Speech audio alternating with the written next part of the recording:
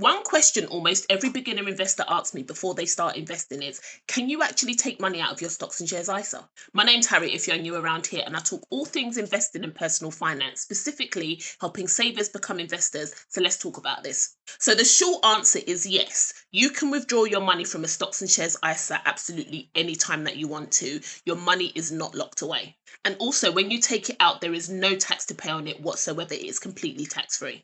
However, there are a few things that you need to know before you do.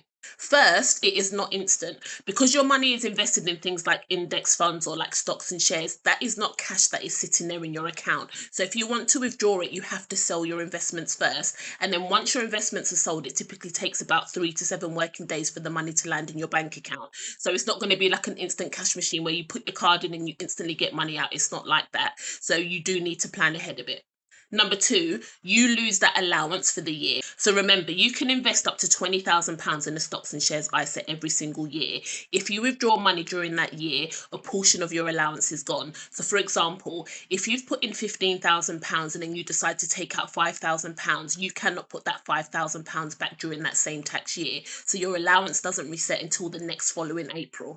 Now, there is an exception to this. So some ISAs are called flexible ISAs. And with a flexible ISA, you can basically take your money out and put your money back in during the same tax year without losing your allowance. So it's always worth checking if your ISA is flexible before you make your withdrawal. Number three, just because you can, it doesn't mean that you should. So a stocks and shares ISA, I'll be totally honest, this works best when you leave your money invested and you let it grow over time. So the longer that your money stays invested, the more opportunity that it has to grow. If you're dipping in and out, you can basically just disrupt that growth. So yes, your ISA is accessible, but the goal is to invest it and basically leave it alone for as long as possible. And also one more thing, these rules that I've just mentioned, these are specifically for the stocks and shares ISA.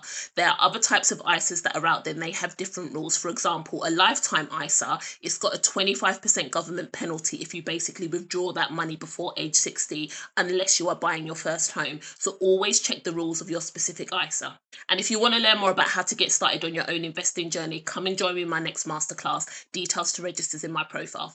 What other questions have you got about stocks and shares ISA? Put them in the comments below. Like and follow for more.